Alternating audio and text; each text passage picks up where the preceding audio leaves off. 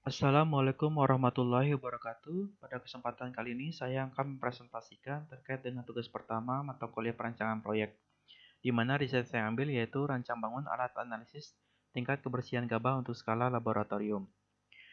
Riset saya dilatar belakangi oleh masih minimnya riset terkait dengan pengembangan alat analisis untuk mengetahui tingkat kebersihan gabah, sehingga proses analisa masih dilakukan secara manual yang mempengaruhi tingkat keakuratan data.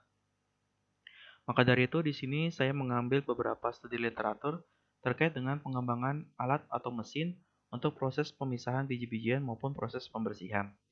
Total terdapat 15 jurnal yang telah saya analisa.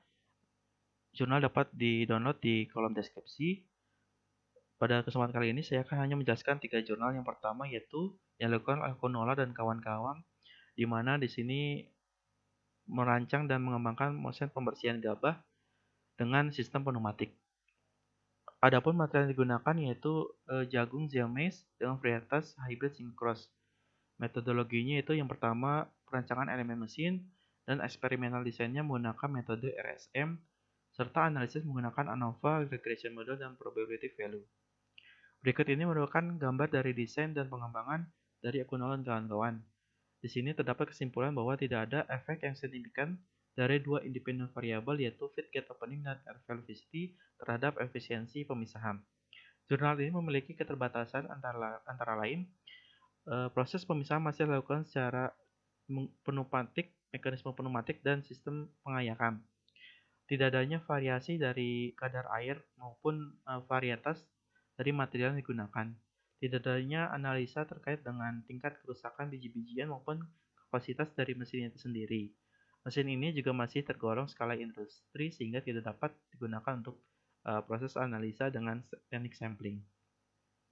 Selanjutnya yang riset yang dilakukan oleh Zipnio dan kawan-kawan, di sini mereka melakukan proses optimasi dari mesin yang telah dikembangkan pada tahun 2012 dengan material yang digunakan adalah oats dengan varietas Gastan.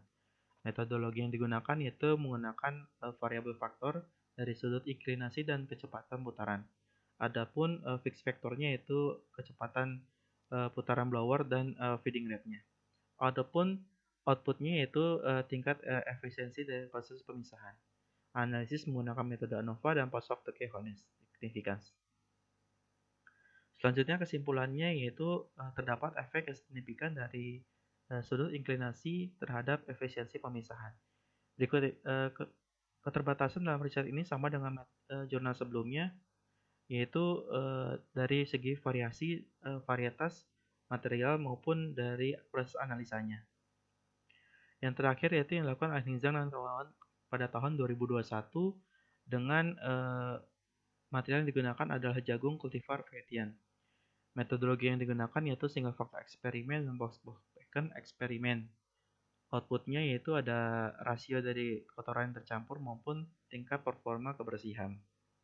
Analisis menggunakan metode ANOVA dan regresi.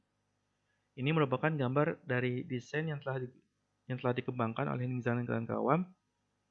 Namun di sini ada keterbatasan metode yang digunakan untuk separasi masih menggunakan metode pengayakan dan pneumatik dan tidak adanya variasi dari material yang digunakan. Selain itu juga dari mesin feeding rate maupun kecepatan blowernya tidak dilakukan variasi. Berdasarkan jurnal-jurnal yang telah dianalisis, maka perlu dipertimbangkan dimensi dari komponen standar karena mesin yang digunakan diperuntukkan untuk skala laboratorium. Untuk mekanisme feeder dan separasi mungkin bisa dikembangkan dengan mengkombinasikan dari mekanisme vibrasi, sieving, dan pneumatik. Selain itu juga perlu dipertimbangkan untuk bagaimana memisahkan kotoran yang memiliki density yang lebih besar seperti mungkin batu yang tercampur oleh tumpukan gabah. Selanjutnya mungkin dalam proses pengukuran physical properties perlu menggunakan varietas lokal dan beberapa varietas padi. Selanjutnya untuk proses eksperimen menggunakan variasi dari kadar air maupun sehingga dapat dijustifikasi bahwa mesin tersebut dapat digunakan untuk proses analisa dari hasil pemanenan. Demikian presentasi yang dapat saya sampaikan. Wassalamualaikum warahmatullahi wabarakatuh.